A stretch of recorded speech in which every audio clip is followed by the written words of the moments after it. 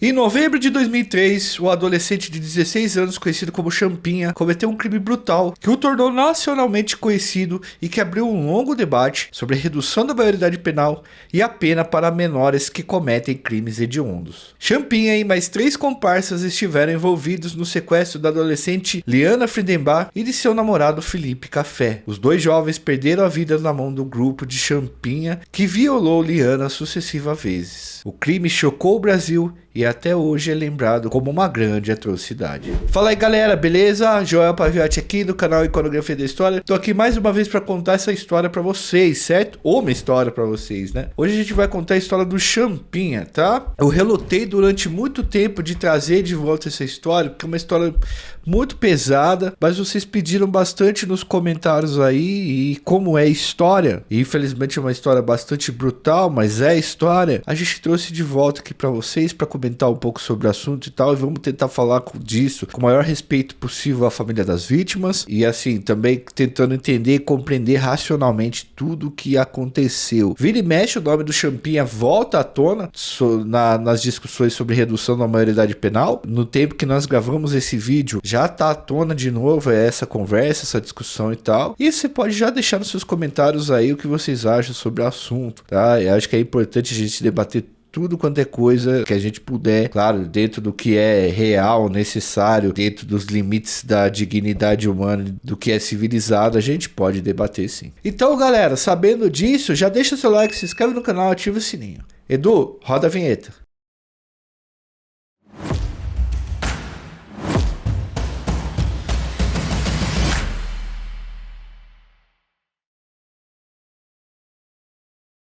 Galera, Roberto Aparecido Alves Cardoso é conhecido como Champinha. Ele nasceu em 1986 na cidade de Embu Guaçu, em São Paulo. Ele é filho de uma família muito humilde. Ele estudou apenas até o 4º ano do ensino fundamental, que antigamente era a 3ª série, e na escola tinha fama de ser bastante encrenqueiro. Os professores de Champinha diziam que ele tinha bastante dificuldade de aprendizagem, o que levou ele a abandonar a escola muito cedo e não se adequar também disciplinarmente ao local. O principal passatempo do Champinha, o que pudemos pesquisar sobre a vida dele pregressa, era caçar tatu na mata, ali em Bugaçu, com um amigo conhecido como Pernambuco. Para realizar essas caçadas aí, os dois, eles andavam armados e conheciam muito bem toda a região de Embu Guaçu, que é uma região que tem bastante floresta, né? Floresta residual da Mata Atlântica. Aos 16 anos, o Champinha tinha conquistado a fama de ser um jovem violento e ele carregava a acusação de ter tirado a vida de um cara chamado Liberato Andrade, um morador de rua que teria uma rixa com ele. O crime nunca foi comprovado, mas diziam que Champinha tinha dado 2 facadas nesse homem depois que eles tiveram desentendimento. Galera, no ano de 2003, no entanto, Champinha tomaria uma decisão que mudaria para sempre a sua vida e tornaria o seu nome conhecido em rede nacional e até internacional. Como de costume, ele e o Pernambuco, né, o parceiro dele, eles estavam caçando tatu na mata quando avistaram um casal de adolescentes. Esses adolescentes eram pessoas de São Paulo, capital. A moça chamava Liana Friedenbach, tinha 16 anos de idade e tinha ido acampar com seu namorado, o Felipe Café, de 19 anos de idade. Os 2 jovens estavam em um sítio abandonado na divisa da cidade de Juquiti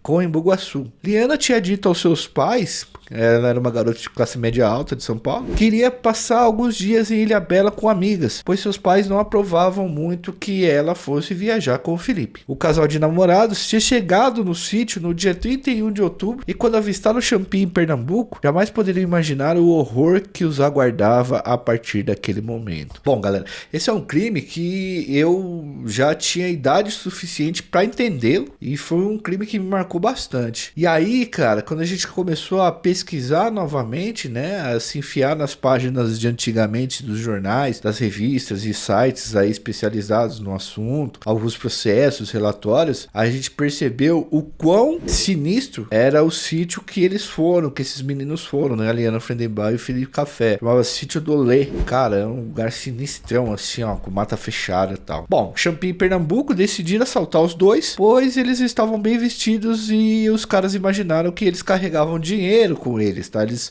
aparentavam ser pessoas mais abastadas. Ao anoitecer, os dois foram do sítio onde Eliana e Felipe acampavam, e a ideia era só assaltar o casal, mas eles não tinham dinheiro nenhum com eles, entendeu? Então os dois amigos decidiram sequestrar a Eliana e o Felipe. Eles o levaram a um casebre, onde morava um cara chamado Antônio Caetano Silva, um amigo de Champinha, de Pernambuco também. Chegando lá nesse casebre, o Felipe Café foi levado para um quarto e a Eliana foi levada para outro, tá? Ali a Eliana sofreu sucessivos abusos, tá, galera? Então foi uma coisa muito pesada aí, a gente nem vai citar isso, nem vai descrever. Tem coisas que não dá. Bom, ao amanhecer, o casal foi levado para uma trilha fechada, por onde andaram por mais de 1 hora. Felipe era conduzido por Pernambuco e Eliana vinha logo atrás com o Champinha. Em determinado momento, Champinha ordenou que a Eliana parasse. Cerca de 100 metros depois, o Pernambuco tirou a vida do Felipe com um tiro de espingarda em sua nuca. E aí já tinha... a vida do Felipe teve seu fim. Depois de tirar a vida do Felipe, o Pernambuco fugiu para São Paulo e Champinha levou Eliana de volta ao casebre, onde novamente cometeu aquelas atrocidades que a gente falou. No dia 3 de novembro, Antônio Caetano Silva chegou ao casebre com seu amigo Aguinaldo Pires. Ao se depararem com Champinha e Eliana, o adolescente lhes disse que ela era a namorada dele e ofereceu a menina aos dois amigos. E aí mais coisas trágicas também. A jovem mais uma vez passou por essa situação e depois Champinha levou a mina pra pescar junto com ele, tá, velho? Amarrada. Ele ordenou que a garota vestisse o moletom azul com capuz e saiu tranquilamente com ela, sem demonstrar qualquer preocupação de que pudesse ser descoberto. Inclusive sem demonstrar subjetividade e sentimento nenhum. A essa altura, o irmão de Champinha começou a procurá-lo na mata, pois achou estranho que ele estivesse há tanto tempo sem voltar pra casa. E aí é muito doido isso, porque quando muitas pessoas falam assim, pô, o crime do Champinha, eles acham que é apenas o Champinha cometeu esse crime. Não, tinha vários caras junto com eles, como a gente falou aqui pra vocês, tá? Quando o irmão encontrou o Champinha, o Champinha disse pro irmão que Eliana era sua namorada e que iria levar ela até a rodoviária, depois ele voltaria pra casa tranquilamente. Após descobrir que a filha não tinha ido pra Ilhabela, o pai de Eliana procurou a polícia e descobriu por suas amigas, né, pelas amigas da Eliana, que ela tinha ido à campanha em Bugaçu. Ari Friedenbach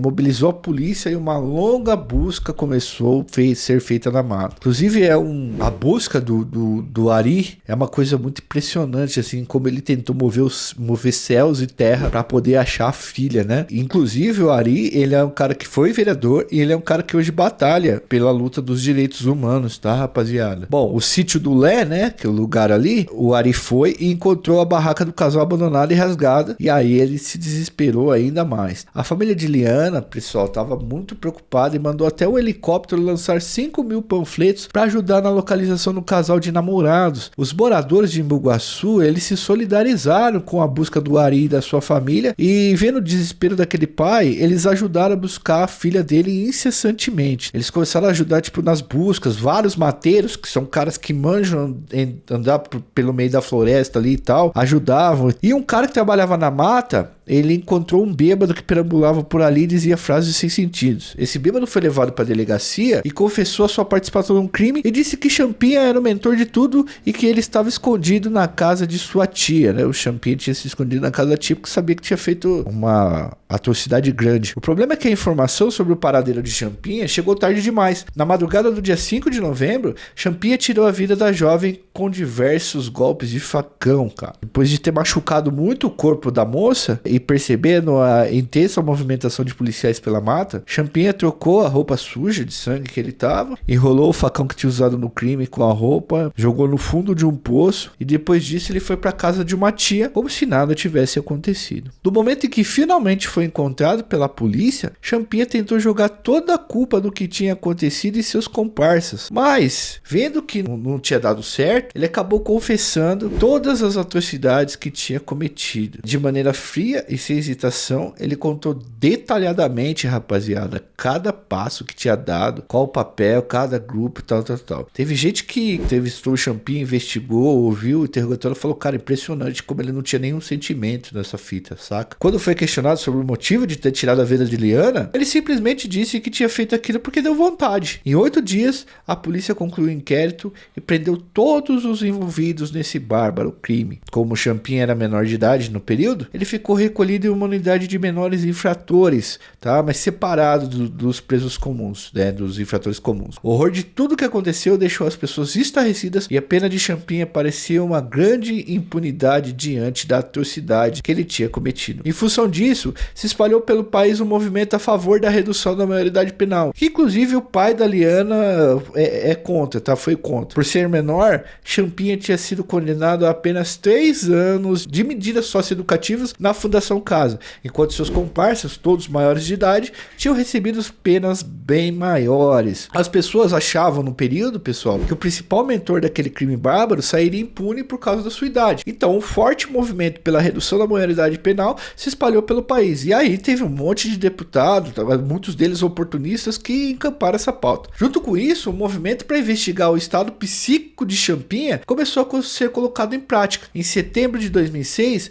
Champinha foi diagnosticado como portador de transtorno de personalidade. Rapaziada, nessa época, a medida socioeducativa do Champinha estava chegando ao fim e Champinha seria colocado em liberdade. Com base nesse laudo emitido de transtorno de personalidade, o MP, Ministério Público, solicitou que a medida socioeducativa fosse convertida em medida protetiva de tratamento psiquiátrico com contenção. O que significa isso? O cara, ele continua recluso porque, por medida de proteção a ele e à sociedade, ele não pode estar na rua, que certamente ele iria cometer um outro crime. De acordo com o seu laudo médico, Champinha cometia atos irracionais para atingir seus objetivos, não demonstrando hesitação ou culpa. Sendo assim, o seu convívio em sociedade ofereceria muito perigo para quem estivesse ao seu redor. Aí a justiça catou a solicitação do Ministério Público e algum tempo depois converteu sua pena em interdição civil e internação hospitalar compulsória. Diante disso,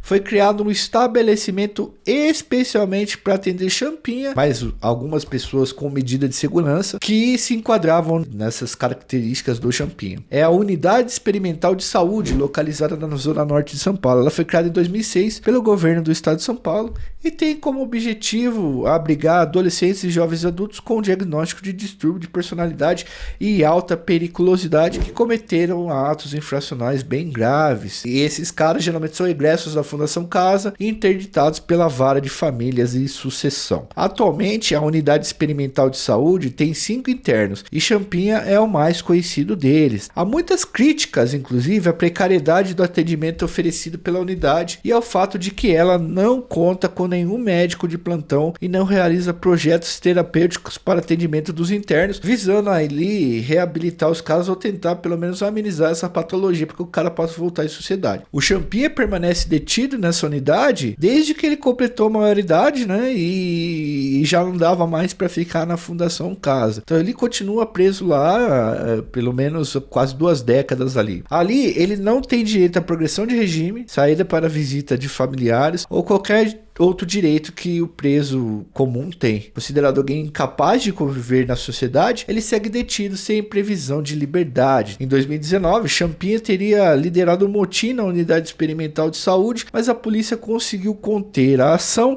e o funcionário que tinha sido feito refém foi libertado. Atualmente, rapaziada, há um debate sobre a legalidade da unidade de manter Champinha encarcerado, mesmo depois de ter cumprido a sua medida socioeducativa, enfim, vários anos recluso. Há uma discussão também sobre os custos de se manter uma unidade de saúde e o tipo de atendimento que ela oferece. Enquanto a questão segue sendo debatida em âmbito do direito, Champinha permanece detido na unidade. Basicamente, essas medidas de segurança acabam tornando a vida do cara uma espécie de prisão perpétua também. Bom, é um assunto bastante delicado, pessoal. Eu mesmo não tenho condições nem competência científica ou formação para poder opinar sobre isso. Então eu vou deixar para lá nessa situação. A gente só trouxe a história aqui que a gente conseguiu coletar com essa grande pesquisa que a gente fez. Mas vocês podem trocar ideia aí no comentário, por favor, não se matem aí embaixo. Troca uma ideia aí civilizada, tal, dentro do que é possível, dentro do que é civilizado. E vamos nessa, o chat tá aberto para vocês. Para ir embora, eu peço o seu like, que se inscreva no canal, ative o sininho, se possível, vire membro do nosso canal para ajudar a gente a produzir. Forte abraço a todos, fui!